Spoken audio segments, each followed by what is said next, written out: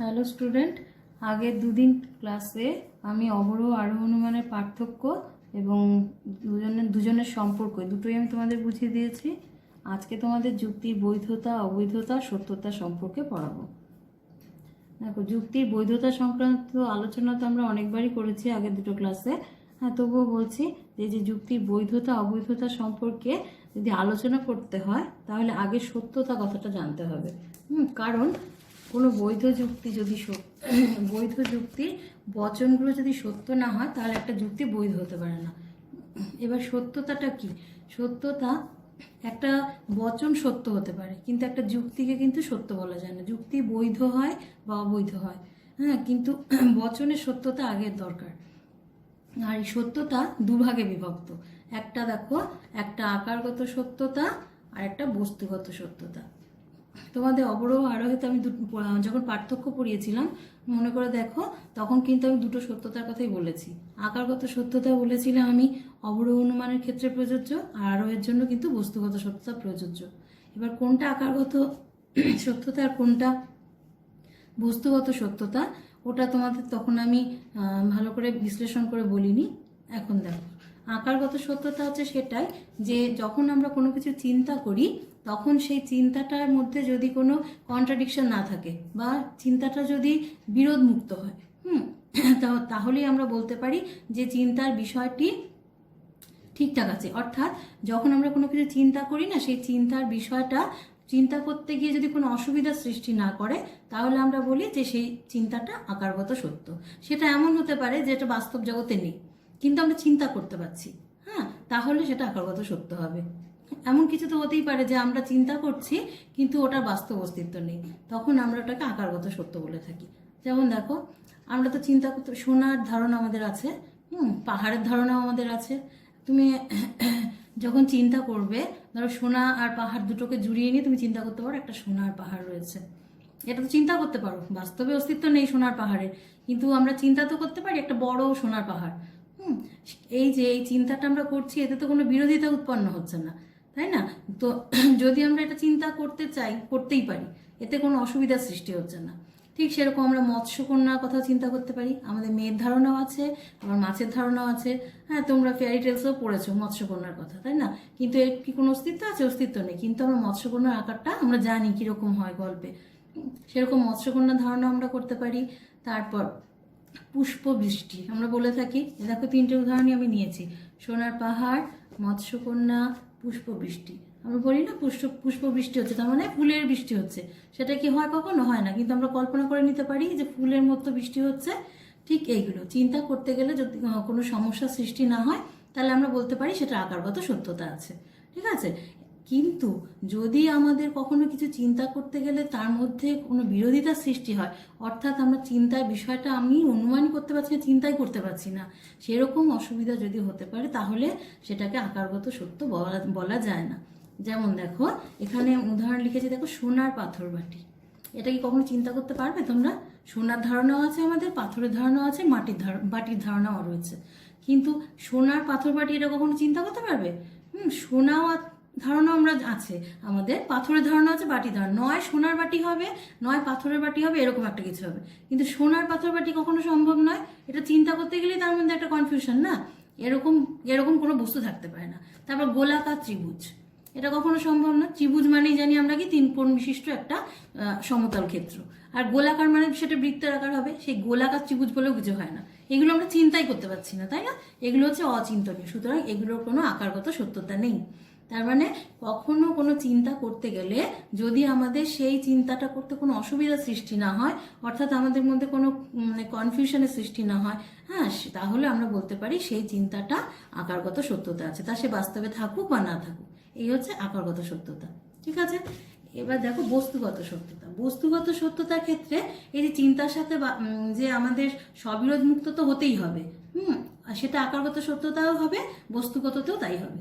কিন্তু বস্তুগত সত্যতার পার্থক্য আকারগত সত্যতার থেকে এটাই যে এটাকে বাস্তবের সাথেও মিল হতে হবে। এই যে আমরা সোনার পাহাড়, তারপর তোমার মৎস্যকন্যা, এগুলো যে বললাম, এগুলো তো কোনো বাস্তব অস্তিত্ব নেই, সেই জন্য এরা আকারগত সত্য। কিন্তু বস্তুগত সত্যতার ক্ষেত্রে আমাদের বাহ্যিক জগতের সাথেও মিল থাকতে হবে চিন্তা। যেমন আমি দেখো এখানে এই যে সোনার পাহাড়, মৎস্যকন্যা, এগুলো তোমাদের আকারগত সত্যতা দেখিয়েছি, কিন্তু এগুলো কিন্তু বস্তুগত সত্য নয়। কেমন? কারণ কি এগুলো কোনো আমাদের বাস্তব জগতে এগুলো বিরাজ করে না।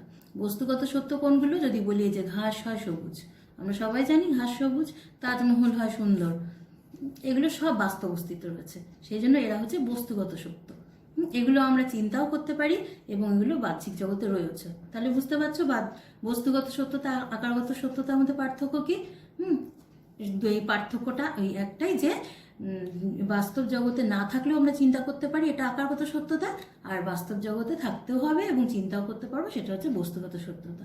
এই অবরোহের ক্ষেত্রে আমরা যে যুক্তি গঠন করি না, তাতে তো নিয়ম মেনে মেনে গঠন করতে হয়, সেই জন্য অবরোহ অনুমানে সবসময় আকারগত সত্যতার দিকে নজর দিতে হয়।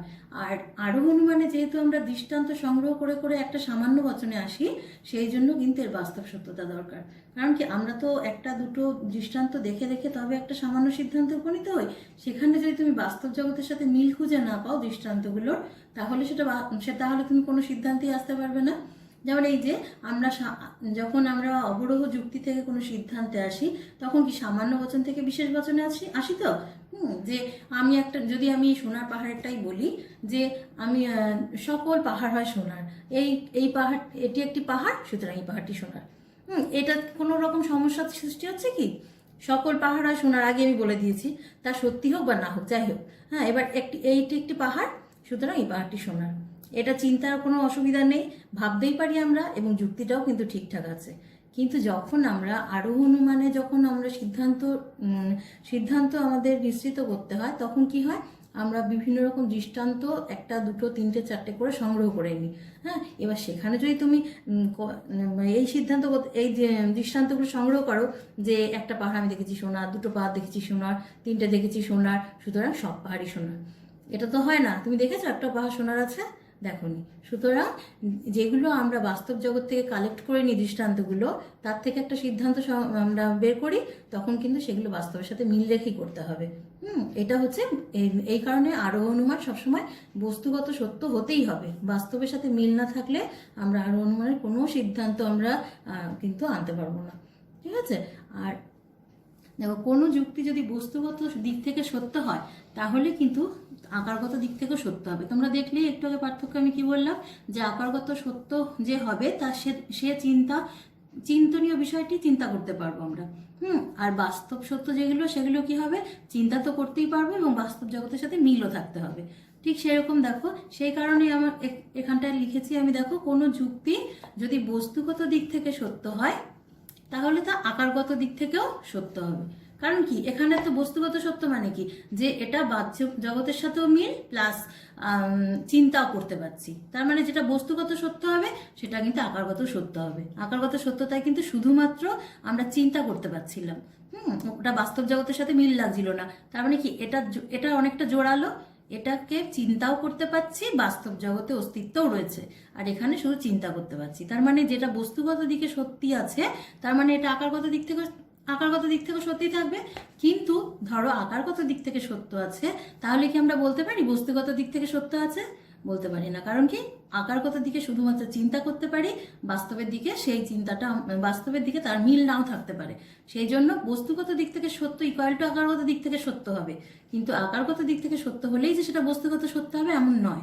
ঠিক আছে? এই যে এখানেও দেখো আমি লিখে দিয়েছি যে আকারগত দিক থেকে সত্য হলেই যে সেটা বস্তুগত দিক থেকে সত্য হবে এমন নাও হতে পারে।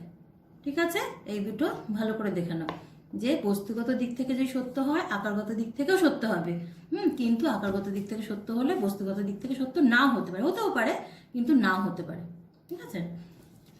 এবার দেখো বৈধতা। তোমাদের একটু আগে বলেছি যে কোনো যুক্তি বৈধ হতে গেলে কি হবে, যে বচনগুলোর দ্বারা সিদ্ধান্ত গঠিত হয় বা যুক্তিটা গঠিত হয়, সেই বচনগুলোকে সত্য হতে হবে আগে। কোনো যুক্তি বচন মিথ্যা, সেই যুক্তি কখনো বৈধ হতে পারে না। কেমন? সেই জন্য বচনের বৈধতা প্রমাণ করতে গিয়ে আগে তোমাদের সত্যতার কথা বললাম, যে বচনের এইরকম সত্যতা। যদি তুমি অবরোহ যুক্তি গঠন করতে চাও, তাহলে আকারগত সত্যতাটা আগে দেখে নিলেই হবে। এবার আরোহ যুক্তির ক্ষেত্রে তোমাকে আকারগত বস্তুগত দুটো সত্যতাই দেখতে হবে, না হলে তুমি কখনো কোনো সিদ্ধান্তে আসতে পারবে না। এবার দেখো বৈধতা। প্রত্যেক যুক্তির নিজস্ব কিছু নিয়মাবলী আছে। হ্যাঁ, তোমাদের কি কি যুক্তি বলেছিলাম আমি আগের ক্লাসে? প্রাকল্পিক যুক্তি, বৈকল্পিক যুক্তি, নিরপেক্ষ যুক্তি। হ্যাঁ, এবার তিনটে যুক্তির আকারও আমি দেখিয়েছি, এক একটা যুক্তির স্ট্রাকচার আলাদা আলাদা, এটাও তোমরা দেখে নিয়েছো। এবার বৈধতা, যখন আমরা কোনো যুক্তির বৈধতা আলোচনা করি তখন কিন্তু ওই প্রাকল্পিক যুক্তি বৈধ হওয়ার জন্য কতগুলো নিয়ম আমাদের জানতে হয়, তারপর বৈকল্পিক যুক্তি বৈধ হওয়ার জন্য কতগুলো নিয়ম ফলো করতে হয়, আবার নিরপেক্ষ যুক্তি বৈধ হওয়ার জন্য কতগুলো নিয়ম আমাদের রয়েছে। সেই নিয়মগুলো কিন্তু আমরা স্টেপ বাই স্টেপ দেখে দেখে দেখে দেখে তবে যুক্তিটা বৈধ হয়েছে কি হয়নি সেটা আমরা জানতে পারি। বিশেষ করে দেখো, নিরপেক্ষ যুক্তির ক্ষেত্রে 10টা রুলস আছে। ওই 10টা রুলস এখন তোমাদের ওটা পড়ার কথা না, পরবর্তীকালে পড়বে, শুধু আমি বৈধতার জন্য আলোচনা করার জন্যই বলে দিলাম ওটা, যে নিরপেক্ষ যুক্তি বৈধ না অবৈধ এটা প্রমাণ করতে গেলে আমাদের 10টা রুলস ফলো করতে হয়। হ্যাঁ, এবার সেই যখনই দেখবে আর ওই রুলসগুলো পরপরই মানে মনে রাখতে হয়। প্রথমটা দেখবে যে ঠিক আছে কিনা, দ্বিতীয়টা ফলো করা হয়েছে কিনা, তৃতীয়টা, এইভাবে করতে গিয়ে যদি দেখো কোনো স্টেপে আটকে গেল তখন বুঝবে যুক্তিটা অবৈধ হয়ে গেছে। আর যদি দেখো যে না 10টা রুলসই ঠিকঠাক করা আছে তখন বুঝবে যুক্তিটা বৈধ। ঠিক আছে, এটাই বলা হয়েছে যে প্রত্যেকটা যুক্তি কিছু কিছু নিয়মাবলী আছে, এই নিয়মাবলীগুলো অনুসরণ করে করেই কিন্তু আমরা যুক্তির বৈধতা পরীক্ষা করে থাকি। ঠিক আছে, বা ভ্যালিডিটি আমরা টেস্ট করে থাকি যুক্তির। এবার দেখো, বৈধ যুক্তির ক্ষেত্রে আশ্রয় বাক্য যদি সত্য হয় তাহলে কখনো সিদ্ধান্ত মিথ্যা হতে পারে না। দুটো যুক্তি বাক্য বা দুটো আশ্রয় বাক্য সত্য হবে, সেখানে কিন্তু সিদ্ধান্ত কখনো মিথ্যা হতে পারবে না। এটা তোমাদের এমসিকিউতে আসে, আশ্রয় বাক্য যদি সত্য হয় তাহলে সিদ্ধান্ত কি সত্য হতে পারে বা মিথ্যা হতে পারে। যাই হোক, এরকম করে তোমাদের 4টে অপশান দিয়ে দেয় যে যুক্তি আশ্রয় বাক্য দুটো সত্য, তাহলে সিদ্ধান্ত কি হবে, মিথ্যা অথবা সত্য অথবা সম্ভাব্য, এরকম করে করে তোমাদের 4টে অপশান দেওয়া থাকে। এটা জানবে যে আশ্রয় বাক্য যদি দুটোই সত্য হয় সিদ্ধান্ত কখনো মিথ্যা হতে পারবে না। ঠিক আছে, এবার দেখো, যুক্তির বৈধতার ভিত্তি হচ্ছে প্রসক্তি সম্পর্ক। তোমাদের প্রসক্তি সম্পর্ক আমি বারবার আগেও বলেছি। প্রসক্তি সম্পর্ক কাকে বলে? যে দুটো ঘটনা যদি এমনভাবে সাজানো থাকে যে একটা ঘটলে আরেকটা ঘটতে পারে না, তখনই হচ্ছে প্রসক্তি সম্পর্ক। এই প্রসক্তি সম্পর্ক কোন অনুমানে থাকে? থাকে অবরোহ অনুমানে। অবরোহ অনুমানে দুটো ঘটনা এমনভাবে যুক্ত থাকে যে একটা ঘটলে আরেকটা না ঘটে পারে না। যেমন কি, যে সকল মানুষ হয় মরণশীল, রাম হয় মানুষ, এই দুটো যদি পরপর ঘটনা থাকে সম্বন্ধযুক্ত, তাহলে কি তার থেকে আমরা সিদ্ধান্ত করে নিই কি যে রামও মরণশীল। তার মানে কি, অবরোহ যুক্তির ক্ষেত্রে প্রসক্তি সম্পর্ক থাকে, কিন্তু আরোহ যুক্তির ক্ষেত্রে তা থাকে না। এই কারণেই বলা হয়েছে, দেখো, যুক্তির বৈধতার ভিত্তি হচ্ছে প্রসক্তি সম্পর্ক। আমি আগে কি বলেছি, অবরোহ যুক্তির ক্ষেত্রেই বৈধতা বিচার করা যায়। তার মানে এই বৈধতা কথাটা তো আরোহ যুক্তির ক্ষেত্রে কথাটা খাটে না, ওখানে তো আমরা যুক্তির সম্ভাব্যতা বিচার করি। বৈধ যুক্তির ক্ষেত্রেও মানেই হচ্ছে অবরোহ যুক্তি। তাহলে যুক্তির বৈধতার ভিত্তি হচ্ছে প্রসক্তি সম্পর্ক। তার মানে এই প্রসক্তি সম্পর্কটা শুধুমাত্র অবরোহ যুক্তির ক্ষেত্রেই খাটে। এই অবরোহ যুক্তি হলেই তাহলেই এটা প্রসক্তি সম্বন্ধটা থাকবে। ঠিক আছে, এবার দেখো, যুক্তি যদি বৈধ হতে হয় তাহলে আশ্রয় বাক্য সত্য হবে। কথাটা একটু আগেই বললাম তোমাদের, যে যুক্তি যদি বৈধ হয় তাহলে আশ্রয় বাক্যকে অবশ্যই সত্য হতে হবে। আশ্রয় বাক্য মিথ্যে কিন্তু যুক্তি বৈধ, এমন হয় না। এই সত্যতা কেবল আশ্রয় বাক্যের জন্যই প্রযোজ্য। মানে কোনো যুক্তি সত্য অসত্য এরকম হয় না, শুধুমাত্র আশ্রয় বাক্যগুলোই সত্য অসত্য হয়। যুক্তি সবসময় বৈধ হবে বা অবৈধ হবে। যেমন কোনো যুক্তি কীরকম সেটা বললেই বলতে হবে বৈধ কিংবা অবৈধ, কিন্তু আশ্রয় বাক্য কীরকম, আশ্রয় বাক্য সত্য কিংবা অসত্য। সত্য বা অসত্য আশ্রয় বাক্য দিয়ে আমরা যুক্তির বৈধতা বা অবৈধতা বিচার করি। ঠিক আছে, এবার দেখো, যুক্তির বৈধতা বিচার করতে গেলে, বৈধতা যদি বিচার করতে হয় তাহলে আমাদের যুক্তির প্রয়োজন। হ্যাঁ, এবং কি যুক্তির প্রয়োজন? অবরোহ যুক্তির প্রয়োজন। তোমাদের বারবারই করে বলছি যে অবরোহ যুক্তির কেবলমাত্র বৈধতা বিচার হয়। আরোহ যুক্তির কি বিচার করা হয়? যে সেটা সম্ভাব্য এবং কতটা সম্ভাব্য। হ্যাঁ, যুক্তির দৃষ্টান্তের সংখ্যা কতটা বেশি এবং যুক্তির সম্ভাব্যতার পরিমাণটা কতটা বেশি। যুক্তির বৈধতা বিচার করতে গেলে সবসময় অবরোহ যুক্তিরই প্রয়োজন। এই যুক্তিটা মানে বৈধতা মানে সবসময় এখানে অবরোহ কথাটাই মাথায় রাখবে।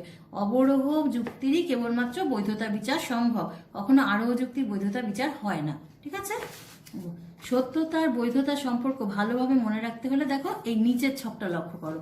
এই যে নিচের যে ছকটা আমি লিখে দিয়েছি যে কিভাবে হবে বৈধ যুক্তির ক্ষেত্রে যদি আশ্রয় বাক্য সত্য হয় তাহলে সিদ্ধান্ত সত্য হবে। আশ্রয় বাক্য সত্য কিন্তু সিদ্ধান্তও সত্য। এবার আশ্রয় বাক্য যদি মিথ্যা হয় তাহলে সিদ্ধান্তও মিথ্যা হবে। দুটো আশ্রয় বাক্য যদি মিথ্যা হয় তার থেকে কোনো সত্য সিদ্ধান্ত বের হয় না। এবার আশ্রয় বাক্য যদি মিথ্যা, ধরো একটা আশ্রয় বাক্য মিথ্যা হলো, একটা সত্য হলো, সেখানে সিদ্ধান্ত সত্য হতে পারে, হবেই এমন বলছি না। একটা ধরো আশ্রয় বাক্য সত্য হলো, একটা মিথ্যা হলো, সেক্ষেত্রে এখানে সত্য হলেও হতে পারে, কিন্তু আশ্রয় বাক্য সত্য সিদ্ধান্ত মিথ্যা এমন হবে না কখনো। এই তিনটে বিকল্প হতে পারে, কিন্তু যখন আশ্রয় বাক্য দুটোই সত্য হবে কিন্তু সিদ্ধান্ত সেক্ষেত্রে কখনো মিথ্যা হবে না। এই চারটে বিকল্পের মধ্যে তিনটে বিকল্প হলেও হতে পারে, কিন্তু চতুর্থ বিকল্পটা কখনো হবে না। ঠিক আছে, এই হচ্ছে অবরোধ যুক্তির ক্ষেত্রে এই চারটে বিকল্পর যে কোনো এই আরো অবরোধ যুক্তির ক্ষেত্রে উপরোক্ত বিকল্পগুলো ঠিক করে দেখে নাও। কিন্তু যুক্তি যদি অবৈধ হয় তাহলে এই যে চারটে বিকল্প রয়েছে না, এর যে কোনো একটা হতে পারে।